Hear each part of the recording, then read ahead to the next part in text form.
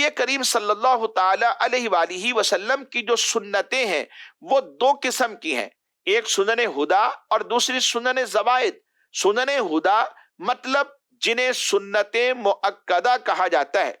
یہ وہ سنتیں ہیں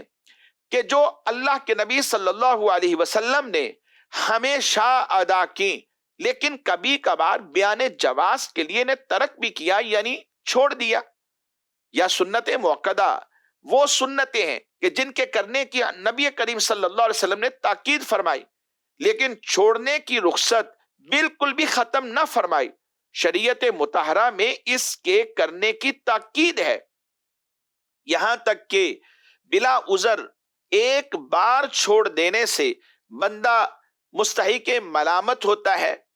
وہ اساءت کا مرتکب ٹھہرتا ہے، گویا کہ اس نے برا کام کیا۔ علماء نے تو یہاں تک لکھا کہ بلا عذر ایک بار بھی چھوڑنے والا ملامت کا مستحق ٹھہرتا ہے، اور اگر کوئی اسے ترک کرنے کی عادت بنا لے تو وہ فاسق ہے،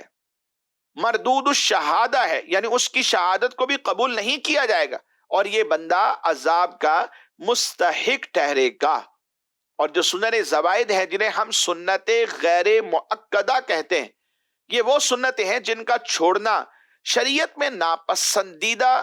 ضرور ہے، یعنی یہ ایک اچھا عمل نہیں ہے، مگر چھوڑنا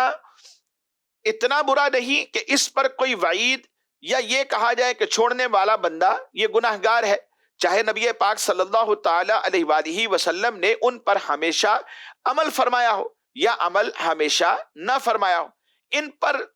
کرنے میں ثواب ملتا ہے، یعنی عمل کریں، یہ اگر پڑھ لیں تو ثواب ہے، اور اگر چھوڑ دیتے ہیں چاہے وہ عادتاً ہی کیوں نہ ہو تو اس پر ملامت یا کوئی گرفت، کوئی پکڑ یا کوئی گناہ نہیں ہوتا۔ یہ سنت غیر مؤکدہ کا شرعی حکم ہے جو علماء نے اپنی کتابوں میں ذکر کیا ہے۔